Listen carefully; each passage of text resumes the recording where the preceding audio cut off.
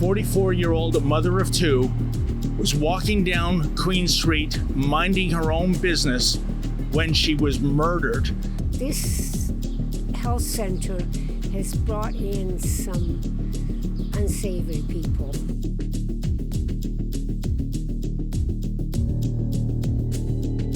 So in this community, a safe injection site is important. It's an important place for folks who use drugs. Do you have any comment about the murder of Karolina Huebner-Makurat? Oh, is that her? Oh, hi. How you doing there? David Menzies for Rebel News here in Toronto, and I'm standing outside the South Riverdale Community Health Centre.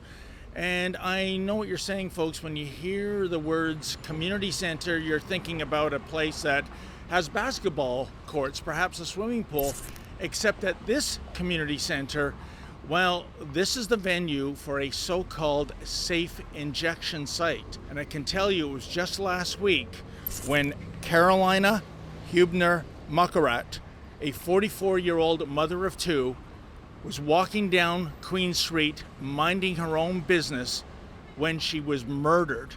Now, the theory is that there were a couple of drug dealers involved in a turf war, and in broad daylight, if you can imagine, they took out their handguns and started shooting at each other, and one stray bullet hit Karolina, and she is dead because of it. Now, that is egregious enough, but what is also outrageous is that this particular safe injection site is merely 150 meters away from an elementary school. There is also a daycare center nearby, meaning that if this was a legal pot shop, it would be denied a license to operate because of the proximity of those schools and daycare centers. But I guess hard drugs, not a problem. In any event, who in their right mind gave the green light to have a so-called safe injection site set up business here, so close to a fairly gentrified neighborhood where there are schools and daycare centers? Now, we did reach out to the city councillor for this area, that would be Paula Fletcher.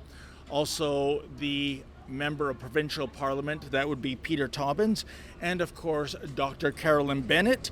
She is the federal minister of mental health and addictions, and all three of these political types support safe injection sites. These are real people. These are people with families and friends. To have this false debate between treatment and harm reduction, we need both. Well, I can tell you, Paula Fletcher hasn't gotten back to us. Neither has Peter Tobbins. And we did receive an email from Dr. Bennett's office. They suggested that we reach out to the City of Toronto and the Toronto Police Services. So they're all washing their hands of this grotesque tragedy. And you might ask yourself, yeah, where are the police? Well, folks, don't blame the boys in blue. They have been told not to patrol this area. The people running the center and their political masters don't want the clients, that's what they're called, clients, to be further stigmatized. I'm not making this up. And so it is, we have returned to the scene of the crime. And as you can see, there are people on a bench. And we did happen to see a police van several meters down the road. So maybe that policy has changed, in terms of not stigmatizing hard drug users. Also, we noticed that the federal member of parliament, her office is less than a football field away from where the murder of Karolina took place. Why don't we pay a house call and see what they have to say about having a so-called safe injection site in this neighborhood? Well, folks, like I said, just about 50 meters down the road from the safe injection site, I saw this Toronto Police Service van. I thought maybe they had the site under surveillance. I couldn't be more wrong. There's nobody in the van, and here's my suspicion. Follow me. here's the rack where they put Toronto police bicycles. So I think these are either officers out on patrol, avoiding the hotspot that is right across the street, or perhaps they're handing out parking tickets because, well, that is a priority in Hogtown in 2023, making sure the city gets its money or you are going to get a very hefty fine. Incredible.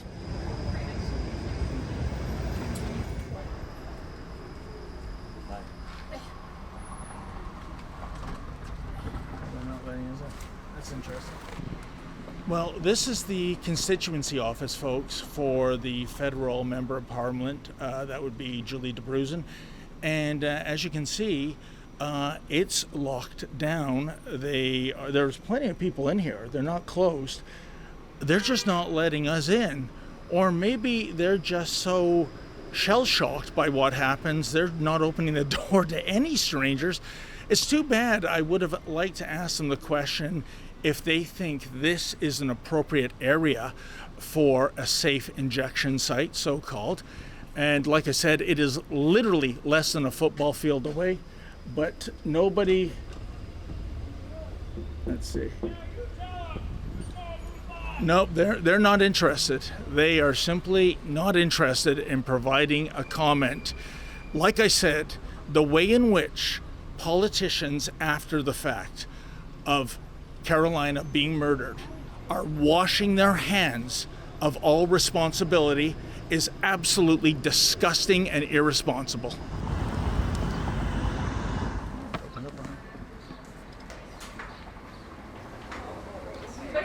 Hey, how you doing? Excuse that.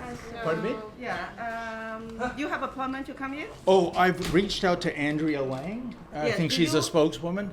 Did you call her yet? I've reached out by email, yes. So Okay. She but expect you to come? I haven't had a return reply, ma'am, to my So email. I'm so sorry that. Oh, okay. Oh, why are you grabbing the microphone? we're just trying to find out what the idea was of putting a safe injection site so close to a school and a daycare center. No. How about yourself, ma'am? Any reason why that was done? Okay. Do you have any comment about the murder of Karolina Huebner-Makurat? Oh, is that her? Oh, hi. How you doing there? No. Oh, was that Andrea? Yeah. She's going to help you. We have a Oh, staff member to going to that help wasn't Andrea then. you. She's not Andrea. Oh, okay then. Oh, hi. Is it Miss Lang? No. Oh, sorry. You'll have to email her, please. Oh, I did, ma'am. Yes. Okay. I'm sorry, are you filming, sir? Yes. This is private property, please don't film us. Oh, okay then. Well, can Andrea Lang come out and give us an interview, or? You'll have to email her? Oh, I did, ma'am. I did. Okay, so Yeah. we'll wait for her to be available. Okay then. We're just trying to make sense of how a safe injection site is established in a place so close to schools and daycare centers. Can you please just take out, because we have clients and service users Oh, they're coming in. clients. They actually pay for the service, or? No, I'm not gonna answer those questions. If you can just leave the property, we'd appreciate it. Okay then. All right. You have somebody at this community center who's being paid to provide media relations and to deal with members of the media. And I don't know, she's curled up in the fetal position somewhere in the bowels of this community center. It's amazing. It's an ongoing trend almost that there's this new, I guess, strategy in terms of media relations that if it's bad news, let's just not say anything. That'll kill the story. No, it doesn't kill the story. The story still goes ahead, and the people who have these jobs to relate to the media, hence the term media relations, you look like fools, quite frankly. Came along 10 minutes after it happened. Oh, did you really? 5 minutes, maybe, yeah. Wow, so there must have been all kinds of law enforcement on site then. All everywhere. I was coming from that way, and she had crossed the street, hadn't she? Yeah. And the suspicion is it looks like these were two perhaps drug dealers fighting over turf. And there's an injection site right there. Oh, 100%, and it's still operating. It's business as usual, and that's the key question, ma'am. This so-called safe injection site, it's 150 meters away from an elementary school. It's close to a daycare center. Even if you think these injection sites work and they're good, who would sign off on putting it right there? Not me. And I owned property around the corner there for years. I only sold in February. Oh, yes. And I'm renting next door, so I've been in this neighborhood for 25 years. So in this community, a safe injection site is important. It's an important place for folks who use drugs to come and to be able to use safely and to be able to get connected to supports and services that they need.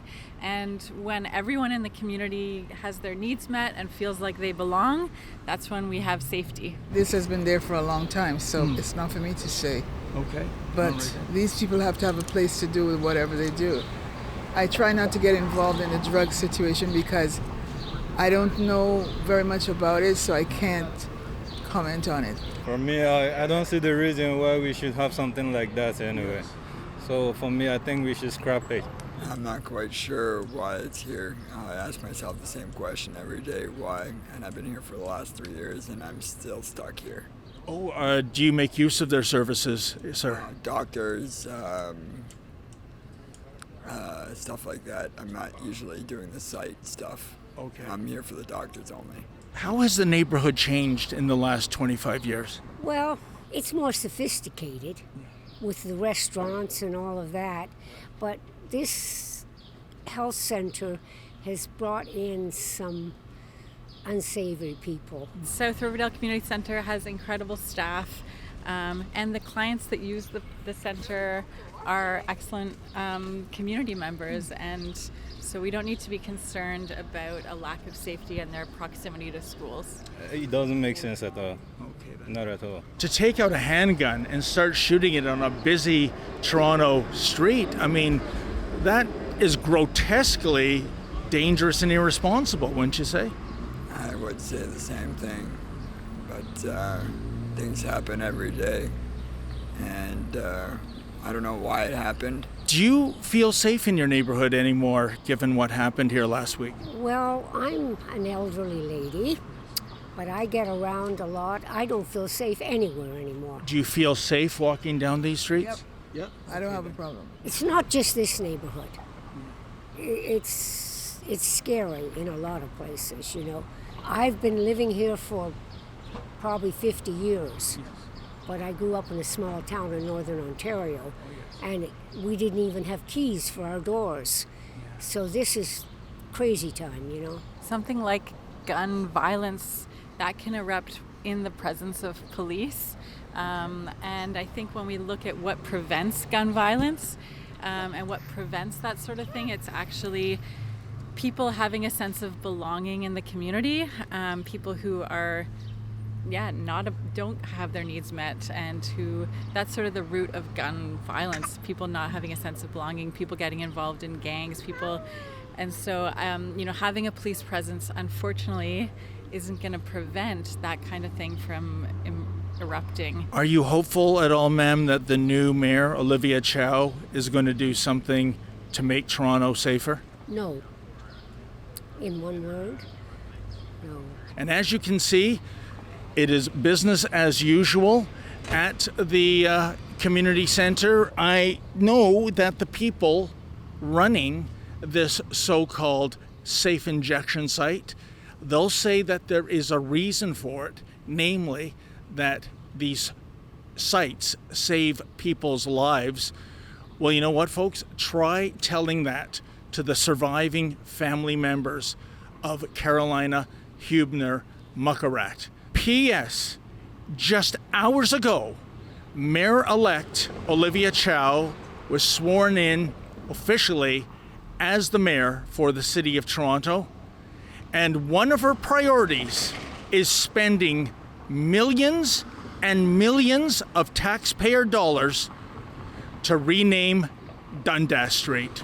This former City of Toronto have voted very clearly to change the name of Dundas, and I believe there is already a very complicated and very involved process in place to make that change, and I will follow through with it. For Rebel News, I'm David the Menzoid Menzies.